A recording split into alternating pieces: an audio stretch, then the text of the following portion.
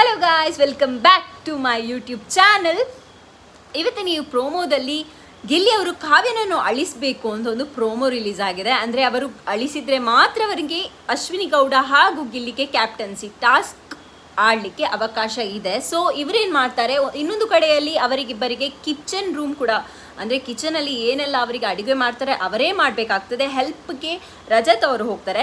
But ಇವತ್ತಿನ ಒಂದು promo ನೋಡೋಕ್ಕೆ ತುಂಬಾ ಖುಷಿ ಆಗ್ತದೆ. ಯಾಕಂದರೆ ತುಂಬ ಸರ್ತಿ ಕಾವ್ಯ ಅವರು ಗಿಲ್ಲಿ ಅವರನ್ನು ತುಂಬಾ ಒಂದು ಬೇಜಾರು ಮಾಡಿದ್ದಾರೆ. ಬಟ್ ಇವತ್ತಿನ ಒಂದು ಎಪಿಸೋಡಲ್ಲಿ ಗಿಲ್ಲಿ ಅವರಿಗೆ ಇಷ್ಟ ಇಲ್ಲ, ಅವರಿಗೆ ಒಂದು ಏನು ಬೇಜಾರು ಮಾಡಲಿಕ್ಕೆ ಇಷ್ಟ ಇಲ್ಲ. ಬಟ್ ಸ್ಟಿಲ್ ಟಾಸ್ಕ್ಗೋಸ್ಕರ ಅವರು ಇದು ನಿರ್ಧಾರ ತೆಗೊಳ್ತಿದ್ದಾರೆ ಅಂತ ಹೇಳ್ತಿದ್ದೀನಿ. ಆ್ಯಂಡ್ ಅವರೇನೆಲ್ಲ ಹೇಳ್ತಾರೆ, ಫ್ರೀ ಪ್ರಾಡಕ್ಟ್ ಎಲ್ಲ ಹೇಳುವಾಗ ತುಂಬಾ ಕಾವ್ಯ ಅವರಿಗೆ ಬೇಜಾರಾಗ್ತದೆ.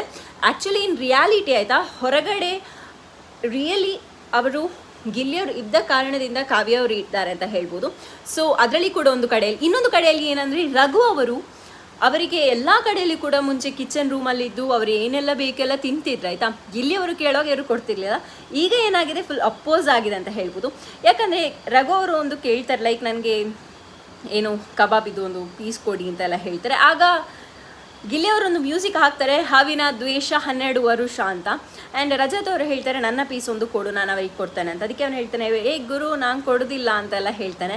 ಎಕ್ಸಾಕ್ಟ್ಲಿ ತುಂಬಾ ಒಂದು ಖುಷಿ ಆಗ್ತದೆ ಅಂತ ಹೇಳ್ಬೋದು. ಆ್ಯಕ್ಚುಲಿ ಇವತ್ತಿನ ಒಂದು ಪ್ರೋಮೋ ತುಂಬಾ ಒಳ್ಳೆ ಆಗಿದೆ ಆ್ಯಂಡ್ ಚೆನ್ನಾಗಿದೆ ಅಂತ ಹೇಳ್ತೀನಿ. ಆ್ಯಂಡ್ ಇನ್ನೊಂದು ಕಡೆಯಲ್ಲಿ ಏನಂದರೆ, ಫೋಟೋಸನ್ನು ತಪ್ಪಿಸಿ, ಅಂದರೆ ಯಾರಿಗೆಲ್ಲ ಕಿಚನ್ ಸಪ್ಪಾಳಿ ಸಿಕ್ಕಿದೆ ಅದು ತಪ್ಪಿಸಿಡ್ಲಿಕ್ಕೆ ಗಿಲ್ಲಿಯವರು ತಪ್ಪಿಸಿಡ್ತಾರೆ. ಆ್ಯಂಡ್ ರಜತ್ ಅವರು ಎಂತ ಮಾಡ್ತಾರೆ, ಪ್ರಾಮಿಸ್ ಹಾಕಲಿಕ್ಕೆ ದೇವರ ಕೋಣೆಗೆ ಬರ್ತಾರೆ. ಆಗ ಗಿಲ್ಲಿಯವರು ಹೇಳ್ತಾರೆ, ಲೈಕ್ ಗಿಲ್ಲಿಯವರು ಅಲ್ಲಿಂದ ಓಡ್ತಾರೆ ಅಂತ. ಆ್ಯಂಡ್ ಈಗ ನೋಡ್ಬೇಕಷ್ಟೇ ಏನೆಲ್ಲ ಆಗ್ತದೆ ಅಂತ.